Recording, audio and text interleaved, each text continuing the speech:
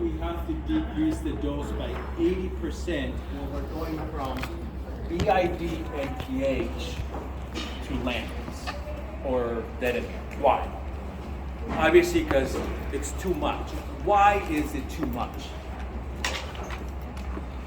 If somebody gets it, I should probably just say you passed the exam. First thing.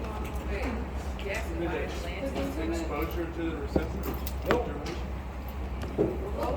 The question is why, if you look at the guidelines, or if you look at what the product recommends, right, is when you're switching from NPH to a long-acting analog like Detamir and Lantus, right? It says you have to reduce the dose by 80%. But when you're going from once a day, they say you don't have to. Like, what's the deal? Why?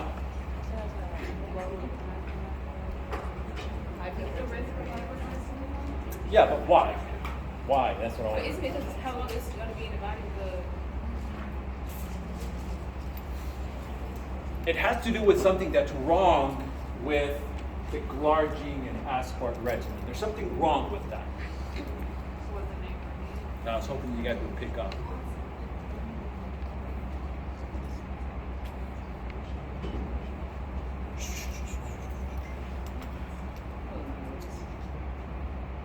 Now I want you guys to think about this, right? Just think. Each one of those insulins that the patient is on, each dose is doing what? It has a job, right? What are they doing? They're covering either meals or they're providing that basal thing that you need when you sleep, right? Look at this regimen. Do you have it all covered? Glargine 40 once a day, aspart 8 a.m., 10 dinner. What's not covered? Lunch.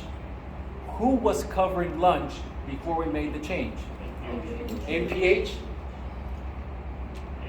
AM. The reason you decrease it by 80% is because you're actually part of your NPH, a big part of your dose was doing what? Covering lunch. Which, when you switch to glargine, does glargine cover lunch? No, it's basal. So you don't need all that NPH that was covering the lunch anymore. Does that make sense? And so when you go to a regimen like this, what should we have added? You need a lunch, because otherwise what do you think is going to happen to the blood sugar? It's going to be high before dinner, right? Because nothing's covering this person's lunch, because we took away the NPH. That's why you decrease it by that percent. Does that make sense? And the reason I'm asking that question is not to be like, oh, it's because I want you guys to think, when you see insulin regimen, what you should really see is what's covering what? What am I treating with each one of those doses? That's what you have to think, all right? Just don't think, oh, insulin sugars are high, oh, I gotta go up. No, you gotta identify each dose of the insulin that I'm giving, what is it responsible for, right? So for instance, let's look at our patient now, okay? And let's assume that they were taking 8 a.m., 8 at noon, and then 10 at dinner, all right? Now tell me what the sugars are for this patient. Is it okay if I erase this? All right, so let's talk about what.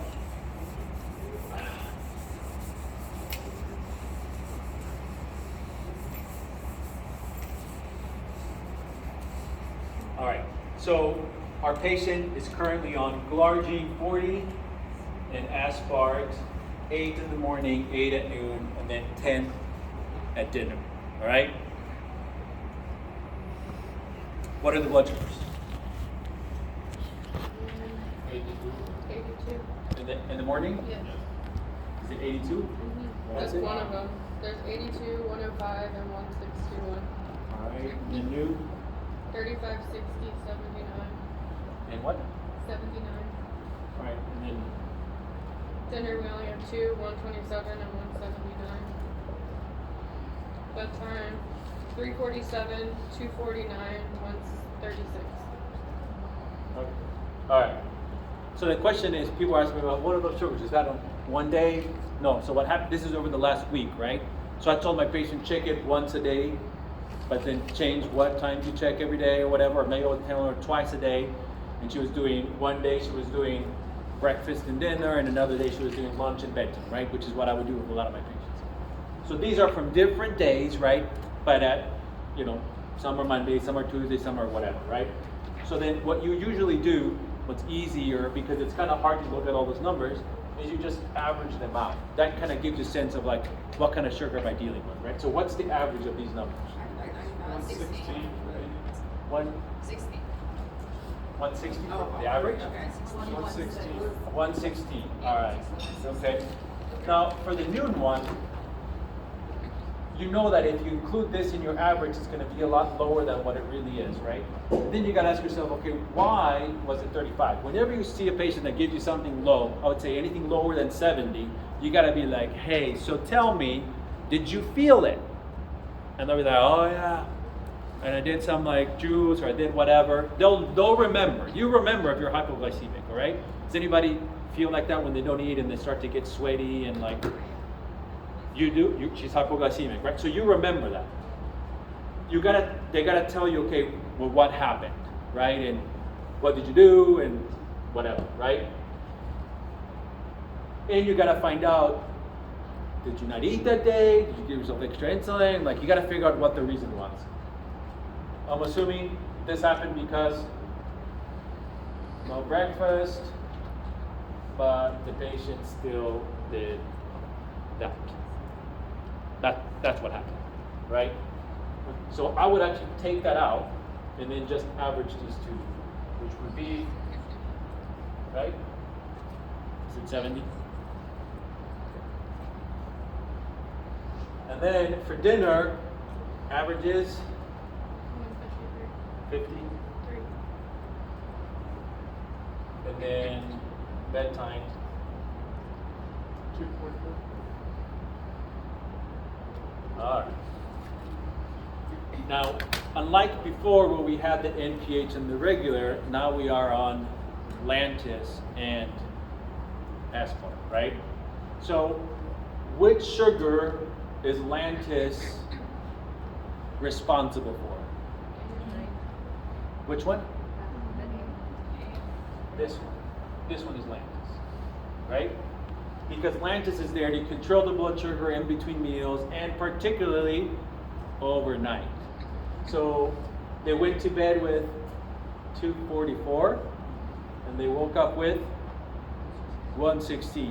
What's the difference?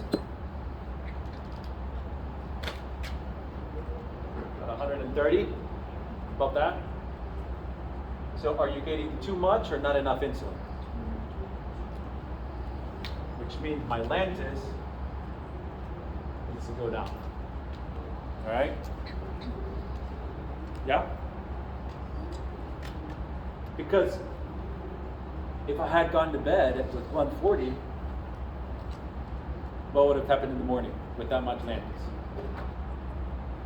Not good, right? Okay, we're good. All right. So, we're going to talk about in a minute, like, well, how many units do we need to decrease our Lantus, right? Now, who is responsible for the noon? Aspart morning, right? Who's responsible for dinner? Aspart lunch. And who is responsible for bedtime? Aspart dinner, right? All right. So, if I look at the difference, look at noon. How much did it change between breakfast and noon? Did it go up or did it go down? Went down. How much? 36. So what are we going to want to do to the Aspart in the morning? It's 46. Sorry.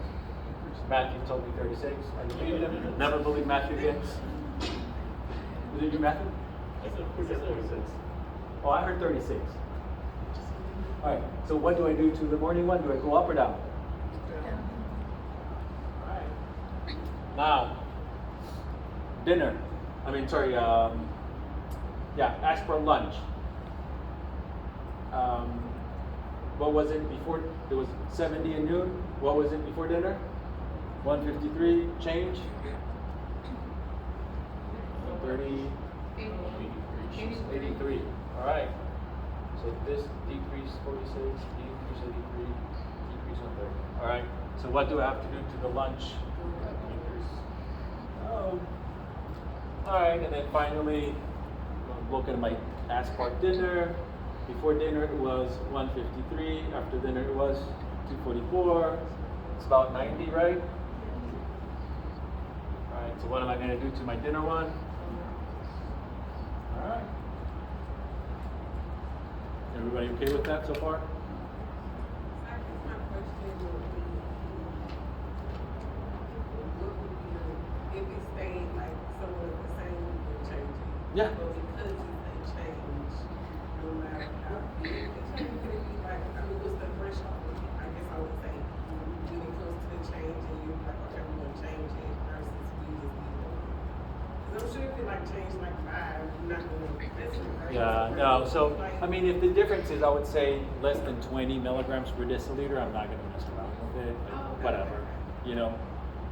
And also, you have to think about what your baseline is. So, like, for instance, let's say if they're waking up with like 110, and then at lunch it goes down 20, it's 90. I'm fine with it. It goes up from 110 to 130. I'm fine. You know what I mean? Once you go beyond that, you probably want to start to make adjustments. Yes. So that 130 you're just saying is too much because depending on the nighttime blood glucose, it could just go way too down. Yeah, if we get this down to normal because we increased dinner, you increase dinner and now, oh yeah, you're going to bed at 153. And then, Yeah, your patient is going to wake up in the middle of the night with like having hypoglycemia, right? Or they might not wake up. So I'm showing you how to kill. No. Went dark there for a second. My bad. Watching too much Vador. Scary. All right. So the question is, you know, we did our calc, right? Well, yeah. For this patient, which is 24. So if you want to use that, we can do that. We can use the average that I told you. That another way that you can do it is for type 2 diabetics. It really goes between 15 and even up to 60 milligrams per deciliter for every unit of insulin that you use. The 60 is going to be for the people that use a ton of insulin. I would say if you're using over 100 units a day, 120 units a day, you're closer to the 50, 60 that it's going to take that one, it's going to be like in the 15, 20 kind of thing because it's not going to lower your blood sugar that much. If you're like on the 30 units, 40 units a day of insulin, then yeah, you're probably going to be on like maybe 50 that it can lower every unit because you're more sensitive to it, all right? So, I mean, let's pick 25 just because we did that last time. So 25 divided by 30 is what? It's about 5 units, right? You guys realize why I picked 25, right? 25 times 4 is 100, and then another 25. 5 units there, all right? And then in the morning, do 2 units of that. Here you're gonna do, let's call it 2 units as well. And then here, okay, 3 units, yeah. And then 3 units here, maybe 4. So then you already know which one goes up and down, and then you just plug in the numbers. And so you can recommend for this patient, you can say, we're going to decrease the glargine to, I don't like 37, right? So I'm going to say 36. Why? Because I'm worried about, and actually, what did they tell you was happening to the patient? Right. And so it could be that maybe it was lower, and maybe that's why, right? It's 1:30 in the morning because nights that she wasn't going to bed at 2:44, the night that she went to bed at 1:36, I can guarantee you that that's what led to the 30, right? And it might have been another night that we didn't know that it was 1:36. What happened that day? Well, they probably didn't eat as much for dinner. They skipped dinner because they had to prepare for lectures for the P3 students, and then the wife got mad at you, and the kids miss you, and but I'm not projecting. All right, so we're good. So I would do 36, do 4. It's a little safer. What's the big deal? And then for my aspart, I would do 8. We said we need to go down 2 units, right? I'm sorry, we need to go 5 units. So yeah, I'm gonna do maybe a couple units of aspart in the morning.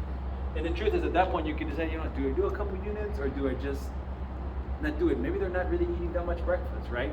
So, okay, let's do 2 units with breakfast. And then lunch, we need to go up. Oh, I'm sorry. It was 5 units for the lentils that we need to go down, right? So it'll be 34. And then 2 units, 8, so this would be 6. And then lunch, we need to go up 3 units. So lunch is 8. I'm gonna do 10, just because, whatever. 10 for lunch, and then dinner, it would be 10, we need to go up 3 units. I'm gonna do 14, just because I know they're taking down dinner. See, simple? Make sense? Do you guys want to do another one? The other From scratch. Oh, let's do the same thing, but let's assume that they're in the NPH regimen. It's a little harder. All right, so let's do that. So on the I did 3 units, well I guess 4 units, it's not even. Because I did 1,700 divided by the total visit that's there for the Atlantis. I think it said something about regular was for 1,500, but then the other ones were So what did you get? What number did you get? 25. Is it 25? It was like 30 for 30 milligrams per deciliter. is 58. 30? Okay. So yeah, so I mean, again, we're talking about difference of a unit here and there. We have 8. So you know what I usually do in practice? I don't do the calc. Actually, no. If they're low doses of insulin, then I'm gonna pick like 50. And if they're like high doses, I'm gonna pick about 20, 25. That's what I do. You know? Like you're not gonna find like, oh, this is the exact way you should do it. Everybody's gonna have a little different way, right? But I just wanted you to understand there's different ways to think about it. You know, at first, if you want to do the calc so that you'll feel more comfortable that I'm using the calc, yeah, go for it. So Zach said he did the calc for the dose that they're on because of the type of insulin that is. He actually used 1700. Divided by what? Divided by Did you add the 8 extra for the noon time? Because when I did it to 58, so I did 40 units and then 8 and 10. But you have to add the other 8 because he added. I didn't add. Oh, okay, so when you do add it, it comes out to. It's the same. It's the 25. same, right? Yeah. 24, yeah. There you go. Does that make sense? Because you did it before I told you, oh, by the way, they're also taking 8 units at lunch. All right, so should we do it with NPH?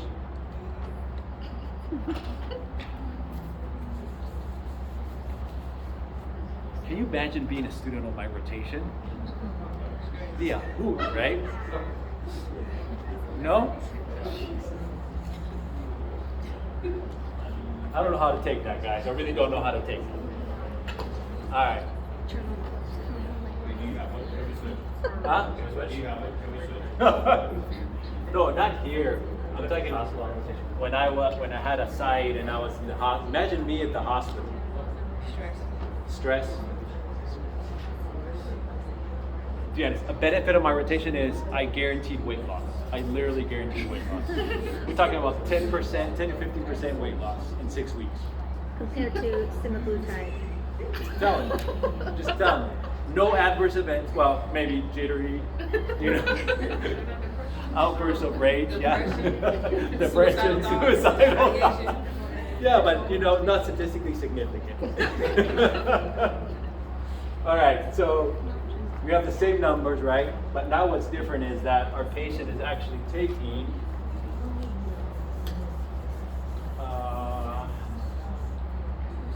NPH 24, 26, 24, and regular 8 and 10.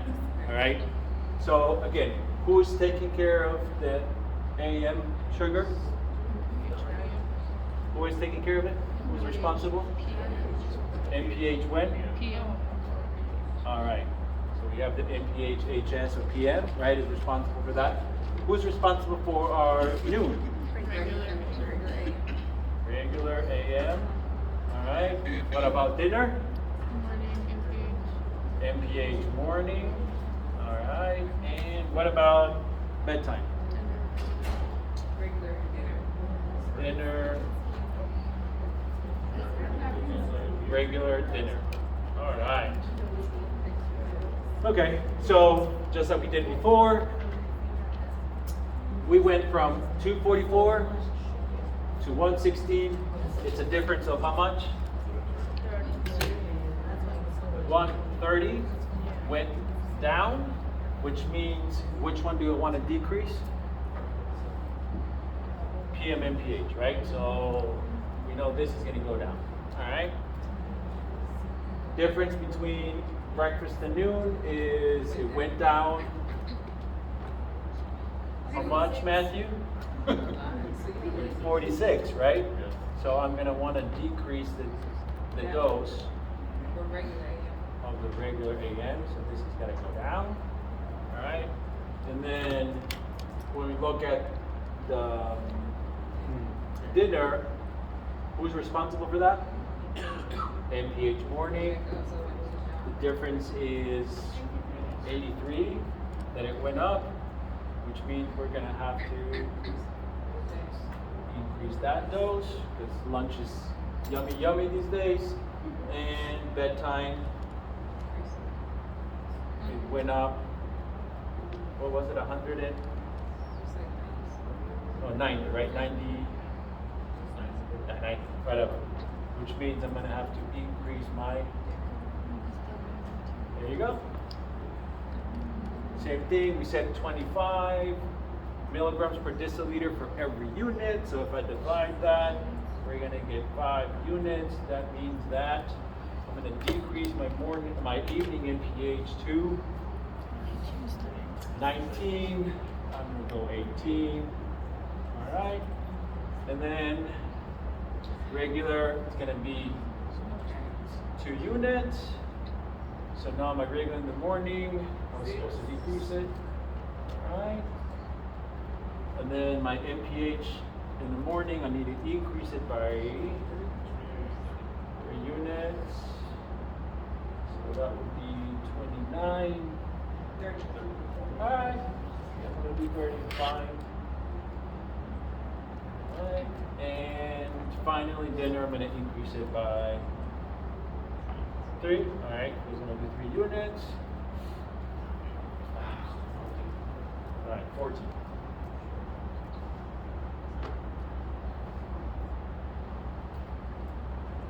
Yeah.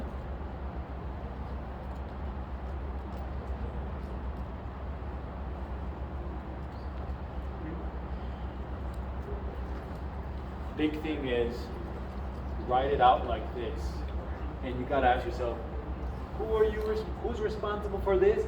Write it there. And then when you decide, oh, it needs to go up or down, then put the arrow. And then fill in the numbers, and you're like, oh, which one? Okay, good. And then you just add. If you do it organized like that, you won't trip up. If you just look at it and you're like, yeah, good luck with that, right? Not gonna happen.